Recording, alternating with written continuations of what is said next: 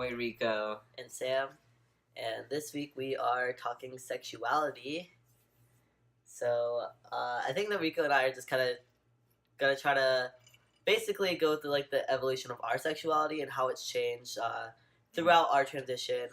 Now that Rico is 1 year on T as of tomorrow, well, as of today, because it'll be Thursday when this video airs. That's tomorrow. Yes. Because it's Friday this year. Because last year was Thursday. So Friday tomorrow is my T this birthday. week. T birthday. Yes. And next month is my 2 years. So yay. So we just kind of wanted to talk about. I know there's been like that huge myth that like testosterone makes you gay, and I've definitely seen some like truth in that, but I think that we just kind of want to talk about what we've noticed and how we feel and what our views on that is. Most like trans guys, I feel like we all at some point in our lives identify as lesbians, and that might not be true for all of them, but I think that all of us have like started there, if you will. So I was a lesbian for 19 years of my life, and I was strictly attracted to women, like AFAB women. That's all I could see myself ever being with. I thought I was going to be a lesbian for the rest of my life. Once I figured out I was trans, I started identifying more as queer, and I started seeing a trans woman, and that was my first experience being with someone that was AMAB, and it was interesting. I never expected myself to be with someone that was AMAB, but midway through our relationship, like 6 months in, I started testosterone, and while I was being on testosterone, I've noticed that my sexuality has shifted again, and I became more attracted to AMAB people in general, like cis men too, and it's been interesting because I never thought I would be attracted to cis men ever. And now my sexuality is just very fluid. I'm attracted to anybody and not anybody and everybody, but essentially, he has some standards. I do. Essentially, what I've noticed is that I'm attracted to femininity. Whether you are a cis female or a trans woman or a cis male, as long as you're more feminine than I am, chances are I might find you attractive. I just don't like masculine people. I don't know. Romantically, you mean? Yeah. Yeah, no. No shade on masculinity. No shade on masculinity. I am not sexually or romantically attracted to people that are more masculine than I am. So for me, I knew from the very get-go that I was attracted to men. But it wasn't until middle school where I realized I had an attraction to women. And when I first ever came out in my life, it was as bisexual. Because I knew that I liked men, but then realized I liked women too. And then I think it was when I got into high school. Yeah, I got into high school, and pretty much all my friends were lesbians, right? So they were pretty much pressuring me in a sense, like, oh, Rico, you're just a lesbian, you're just a lesbian. And since women were so new to me, like, crushing on them, that was, like, my main focus. Because, like, yeah, I knew I was into guys for years since I was a small kid. Like, that's nothing.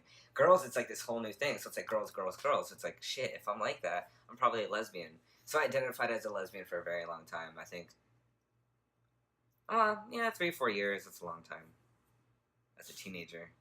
But then, men, the idea of men would keep creeping back onto me. And, that's right where I was starting to have gender dysphoria, and I was like, okay, maybe I'm genderqueer. It was about the same time that I started finding attraction in males again. So around college, I identified as queer and genderqueer. Now that I have a word for it, that's not pansexual, because that's not really my cup of tea. I've been identifying as queer because I do like men and women and those that don't identify as either or both.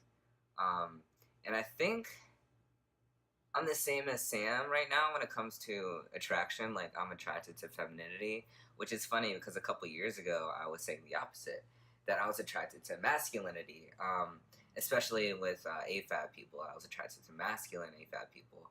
But looking back, I'm thinking maybe, you know that saying, it's like, I don't know if I want to be in you or be you? Yes. I think that's what that was. It's like, I'm attracted to these androgynous AFAB people. You know what I mean? Because it's like that's kind of like who I am, or who I want to be, or who I want to look like. But now it's like if I would see someone like that walking down the street, I'd be like, oh, they seem cool, but I'm not attracted to them anymore. I'm attracted to femininity, which is very strange. It's weird. Well, Rico's Sexuality, like, so what? Rico's like coming to terms with the fact that he is now a feminine gay boy. And he hasn't accepted it all the way, but I think, yeah, no, I agree with Rico. He's attracted to feminine gay men because he's turning into a little feminine gay boy. Don't do that. I don't want my sexuality to change again. I'm exhausted. Fuck. I like femme men. I hope that stays. No, I'm just saying you are turning into one, like the whole. You don't know if you want to be in them or be them. Oh, I definitely want to be in them. Absolutely. But yeah, I see what you're saying. Yeah. Yeah. And yeah, what you were saying about when it comes to the whole myth or whatever, people think that like you will suddenly become attracted to men once you're on T. For me, and Sam agrees, we talked about this before. For me, it's like what I said earlier. I've always been attracted to men, but it's the fact that I was female presenting, and like I viewed myself as a female because I didn't know the word trans. I didn't know I didn't have the language or the understanding. So it's like this is the body I have. This is who I am. I'm attracted to men, but I don't want them to be attracted to me like this. Mm-hmm. And once I got more comfortable, like starting medically transitioning, I was like, oh, now I would want a male identified person to like be attracted to me sexually. Because it's like, now I'm comfortable. I want that because I would want to be pursued as a gay man, not. Yeah. You know what I mean? So, yeah. For most people, maybe that's how they feel. It's not like, oh, I'm suddenly gay. It's like, no, I think you're suddenly comfortable in your own skin. And now you are comfortable with. You know what I'm saying? Yeah, no, I agree. Yeah. So I have a question though for you.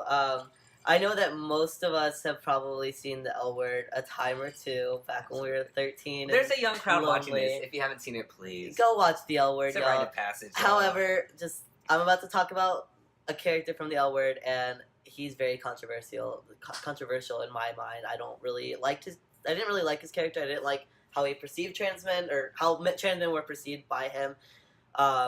But in that show, there's a character named Max who is a transgender male. He's the only trans male on that show that's like a recurring character. Besides, at one point, the sister's boyfriend. Kid's boyfriend was trans too. Elvis-looking guy, mechanic. Yes, but he was crazy too. Anyways, yeah, all of the trans men on that show were fucking crazy. I didn't like that. That was crazy too. It's all crazy. It's all crazy, y'all. It's a drama. Anyway, so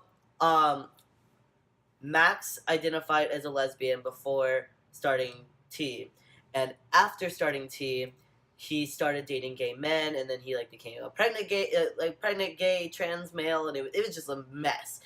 But anyways, at one point in one of the episodes, he says that he believes that sexuality is just something that's like ingrained into your brain, and that homosexuality will just always be a part of you. So while you're female identified, you'll be a lesbian, and while you're male identified, you'll be a gay man. And it's something that I've always been curious about. Like, I don't think I believe. I don't remember that part. Yeah, no. So he was basically like, because somebody asked him, they were like, well, you always liked women, and you were a lesbian for so long, and now all of a sudden you're a man, and you're attracted to other men. So, and he was like, well, he said like something about reading studies, but it's a TV show, so I have no idea if this actually was a thing, about like reading studies about how like homosexuality is just so ingrained in your brain that if you were a lesbian while you're female identified, you would be a gay male while you're male identified. And I know it's not the same for everybody, because there's plenty of trans men that are straight and only attracted to women. But it is something definitely to think about. Like would you think that could actually be a thing? Like, no, absolutely not. Yeah. I think it's just a drama, and it's just a character. I don't know. Yeah, because that's always been like the theory that like I never heard of that. That testosterone will make you gay because your sexuality is just changing from being women that likes women to men that like men. Yeah, I don't know. So no, I don't think that the myth is true that testosterone does not make you gay. I think it just makes it more comfortable when you're on the skin. Yeah. To maybe just be open to something other than what you've always had. Yeah. You know what I mean? Yeah. Yeah. So that does it for sexuality. Next week, it's going to be T, and we're talking testosterone. Yeah, so we're going to, like, talk about, like, what to expect when you start T for those who haven't started T. Like, like the risk and like the benefits and like what to expect. Not necessarily time frames because everybody experiences things at different timelines. Like Rico has almost a full beard at a year on T, and I had 4 chin hairs at a year on T. You were taking gel too, so we'll talk Yeah. about we'll talk about gel shots, all that. Not just physical effects, mental effects, emotional Yeah. effects, All the that. effects. Which is it's really important to know. But yeah, if you start to, hopefully a doctor will let you know this stuff. But the doctors focus on the physicality. We're gonna touch more on the Everything. emotional. Yeah. All encompassing. Yeah. Cool. So if you like this video, you know what to do. Please like, comment, share, and definitely subscribe. And we'll see you next week. Bye. Bye.